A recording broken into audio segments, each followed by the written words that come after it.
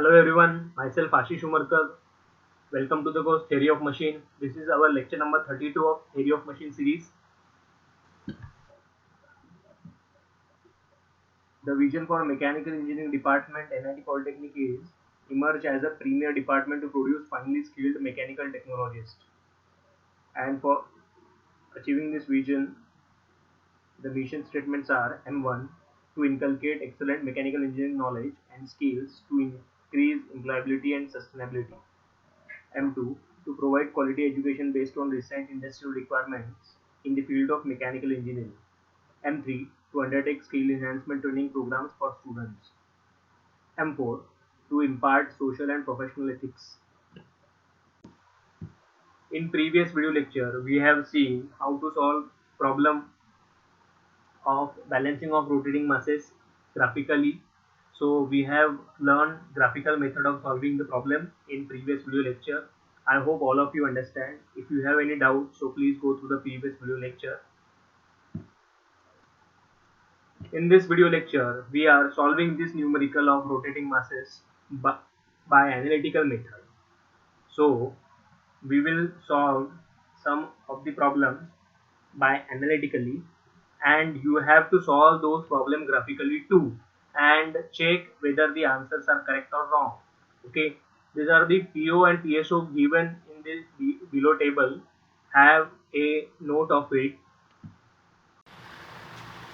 सो students, आज हम लोग देखने वाले हैं balancing of rotating masses by analytical method. तो एनालिटिकल मेथड से ये बैलेंसिंग की प्रॉब्लम हम लोग देखने वाले हैं। इसके पहले हम लोगों ने ग्राफिकल मेथड से सॉल्व किए हुए।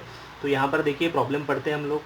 तो 4 मासेस दिए हुए हमको M1, M2, M3, M4 और उसके रेडियसेस दिए हुए R1, R2, R3, R4। तो आप लोगों को ये जो मासेस है और रेडियस है इनका आपको प्रोडक्ट लेना है, that is M1 into R1 आप लोग ले लेंगे और M2 इंटू R2 ले लेंगे और M3 इंटू R3 ले लेंगे, M4 इंटू R4। इसके पहले भी हम लोगों ने ये किया हुआ है चीज़। तो जैसा कि ये 300 बाय पहला मास है 180 बाय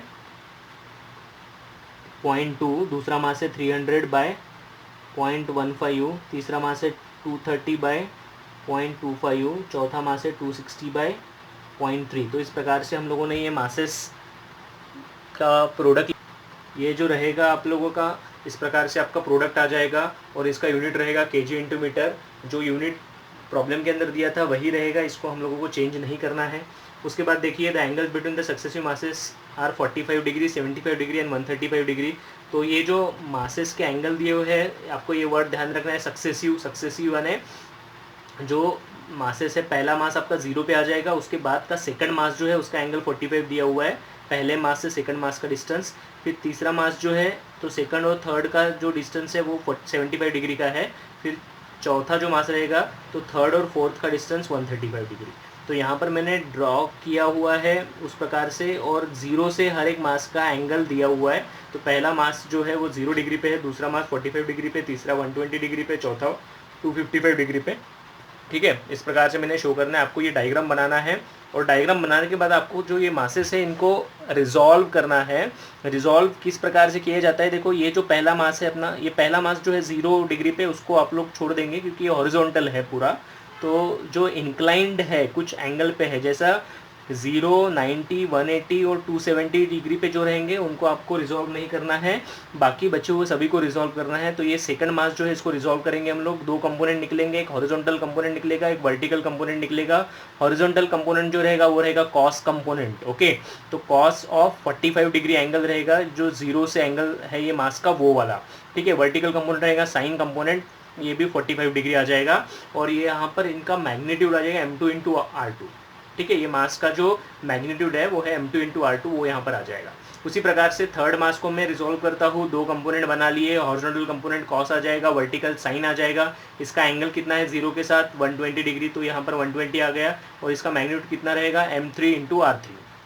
उसी प्रकार से फोर्थ मास 2 कंपोनेंट, एक हॉरिजॉन्टल कंपोनेंट कॉस कंपोनेंट, 0 से इसका एंगल है 255 डिग्री, वैसा ही वर्टिकल कंपोनेंट साइन कंपोनेंट, 0 से एंगल है 255 डिग्री और मैग्नीट्यूड है M4 इंटू R4। तो इस प्रकार से आपको इनको रिजॉल्व कर लेना है। रिजॉल्व करने के बाद आपको जो है इनका जो समेशन ऑफ जो हॉरिजॉन्टल फोर्सेस है वो लेना है। तो हॉरिजॉन्टल फोर्स सबसे पहला मास जो है अपना M1R1 वो हॉरिजॉन्टल है, तो उसको आपको कंसिडर करना पड़ेगा यहाँ पर, उसका एंगल है 0, M1R1 cos 0। फिर दूसरा मास क्या है M2R2 cos 45 डिग्री। फिर तीसरा मास क्या है M3R3 cos 120 डिग्री। चौथा मास M4R4 cos 255 डिग्री। इस प्रकार से सभी मासेस लिख लेंगे। फिर M1R1 कितना है, it is 36 cos of 0 plus M2R2 कितना है 45 cos ऑफ 45। फिर उसके बाद M3R3 कितना है, it is 57.5 cos of 120 degree plus next है 78 cos ऑफ 255 डिग्री। तो इस प्रकार से ये सारी वैल्यूज़ जो है आप लोगों को कैलकुलेट कर लेनी है कैलकुलेटर के ऊपर। तो ये अपना आंसर जो है इसका आया है 58.02 ये आंसर आएगा। ठीक है, तो ये आप लोगों को कंसिडर करना है। मैंने ये सभी की वैल्यू वैसे वैसे डाली है, ये cos 0 ना डाला आप लोगों ने, फिर भी ये आंसर जो है ये cos 0 1 ही रहेगा, तो आप लोगों को ये नहीं लिखा तो भी चलेगा। ठीक है, इस प्रकार से ये हो गया हॉरिजॉन्टल। अभी आप लोगों को वैसे ही वर्टिकल फोर्सेस का सबमिशन लेना है, तो सारे जो वर्टिकल फोर्सेस है उसका मैं सबमिशन लेता हूँ। ओके, तो यहाँ पर वर्टिकल देखो, यहाँ पर कोई भी वर्टिकल नहीं है, पूरा कम्प्लीटली हॉरिजॉन्टल है। तो पहला वर्टिकल आ जाएगा M2R2 sin 45, तो M2 into R2 sign of 45। उसके बाद नेक्स्ट है वर्टिकल वाला M3R3 साइन ऑफ 120 डिग्री, और उसके बाद है M4R4 sign of 255, M4R4 sign 255। तो इस प्रकार से ये सभी वैल्यू मैं यहाँ पे लिख देता हूँ। M2R2 का वैल्यू है 45 साइन ऑफ 45। उसके बाद M3R3 है 57.5 sine of 120 plus 78 sine of 255। तो ये आपको फिर से कैलकुलेट करना है। तो ये अगला आंसर आया अपना 6.27। तो मैं यहाँ पे लिख दूँ 6.27। तो इस प्रकार से हम लोगों ने जो सारे फोर्सेस जो वर्टिकल और हॉरिजॉन्टल है वो यहाँ पे लिख दिए हैं। अभी आगे आपको क्या करना है, आपको निकालना है रिजल्टेंट। तो रिजल्टेंट या हम लोग बोलेंगे magnitude of balancing mass, magnitude of balance mass. ठीक है, तो ये कैलकुलेट करना है। तो मैग्नीट्यूड ऑफ बैलेंस मास निकालने के लिए ये हो जाएगा आपका MB into RB is equals to under root of summation of fx² plus summation of fy²। ये जो आपकी वैल्यूज़ आप लोगों ने निकाली हुई है उसको अंडर रूट में डालेंगे रिजल्टेंट के लिए। और ये RB जो वैल्यू था अपना, that is radius of rotation of balancing mass, वो है 0.2 हमको दिया हुआ है प्रॉब्लम के अंदर। तो मैं यहाँ पर ये वैल्यू भी पुट कर देता हूँ 0.2 अंडर रूट ऑफ ये 58.02 का स्क्वायर आ गया प्लस 6.27 का स्क्वायर आ गया। इसको आप लोग सॉल्व करेंगे कैलकुलेटर के ऊपर तो आपको बैलेंसिंग मास का आंसर मिल जाएगा। तो यहाँ पर देखो मैं डायरेक्टली इसको सॉल्व कर लेता हूँ कैलकुलेटर के ऊपर। मैं इसको जो मेरा अननोन है उसको x ले लेता हूँ into 0.2 is equals to under root is equals to under root of 58.02 का स्क्वायर प्लस 6.27 का स्क्वायर। तो इसको सॉल्व करेंगे, shift solve is equals to करके। तो ये अपना आंसर आ जाएगा 291। तो अपना आंसर आ गया 291। तो ये डायरेक्टली अपना मास का आंसर आ गया 298.78, ये kg में आ गया। This is our answer for this question. ठीक है, अगेन हम लोगों को निकालना था position of balancing mass. Balancing mass का पोजीशन वो आपका निकलेगा tan theta is equals to summation of fy upon summation of fx से। तो समेशन ऑफ fy क्या है अपना, इट इज़ 6.27 और fx क्या है, इट इज़ 58.02 और ये रेशो अपना आ जाता है 6.27 डिवाइडेड बाय 58.02। तो ये 0.11 आया। तो थीटा क्या आ जाएगा अपना, ये आ जाएगा tan इनवर्स ऑफ 0.11। तो इसको कैलकुलेट अगर करेंगे हम लोग तो ये हो जाएगा tan इनवर्स ऑफ आंसर। तो ये एंगल अपना आ जाता है 6.58 डिग्रीज। ये अपना आंसर है आपको क्या करना है, इसको इसमें 180 डिग्री ऐड कर देना है, तो ये आंसर आ जाएगा अपना 186.58। दिस इज अपना theta B, this is theta A. Balancing mass 1, balancing mass 2। तो इस प्रकार से जो है आप लोगों को ये प्रॉब्लम सॉल्व करना है।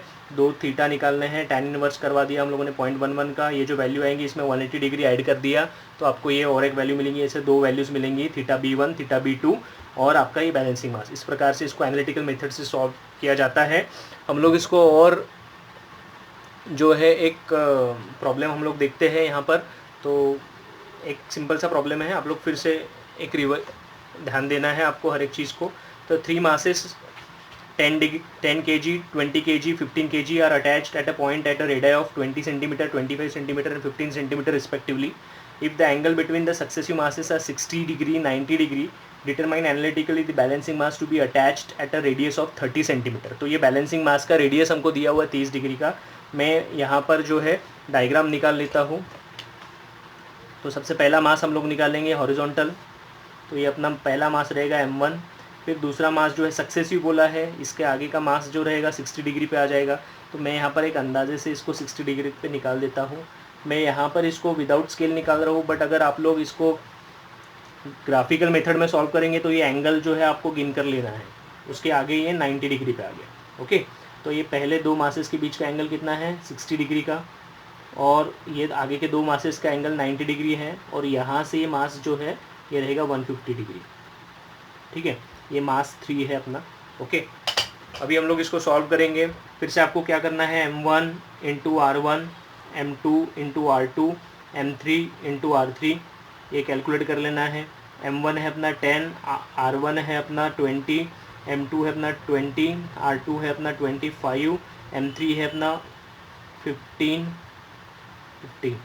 इसको मैं कैलकुलेट कर लेता हूँ। This is 200 kg into centimeter, then 20 ये आ जाएगा 500 kg सेंटीमीटर, और ये आ जाएगा 2 kg सेंटीमीटर।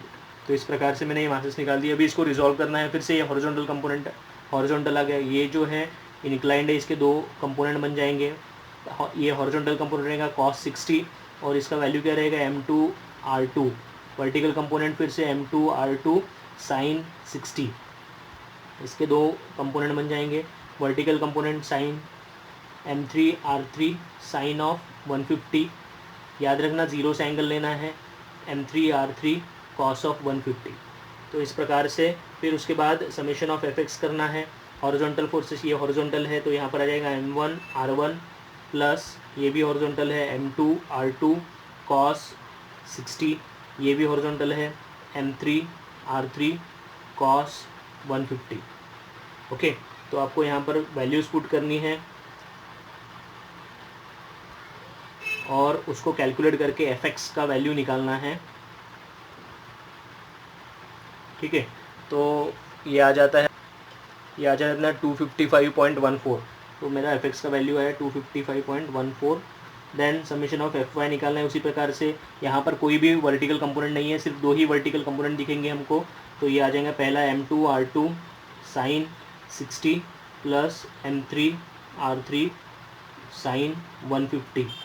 तो यहाँ पर ये m2 R2 जो है वो है अपना 500 साइन 60, और दूसरा है 225 साइन 150।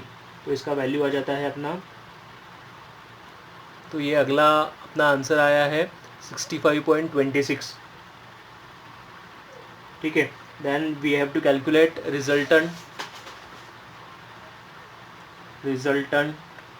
कैलकुलेशन के लिए आपको क्या करना है, वहाँ पर simply MB RB is equals to under root of summation of fx square plus summation of fy square.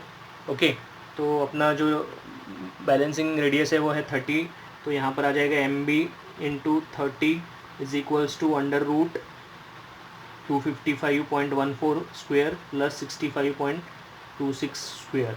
तो यहाँ पर डायरेक्टली हमको MB का वैल्यू मिल जाएगा। फिर से तो देखिए किस प्रकार से मैं यहाँ पर वैल्यू पुट करता हूँ।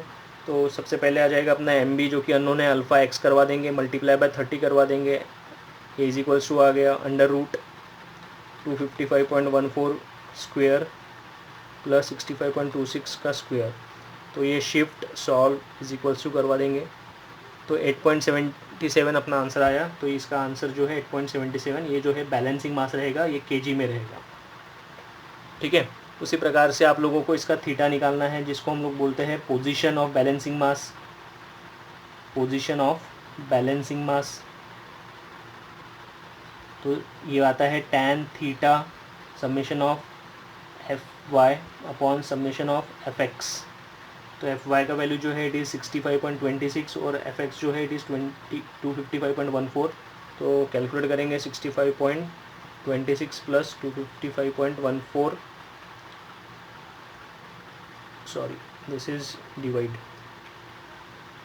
तो ये कुछ आया है 0.255। तो थीटा क्या आ जाएगा अपना, theta balancing tan inverse of answer,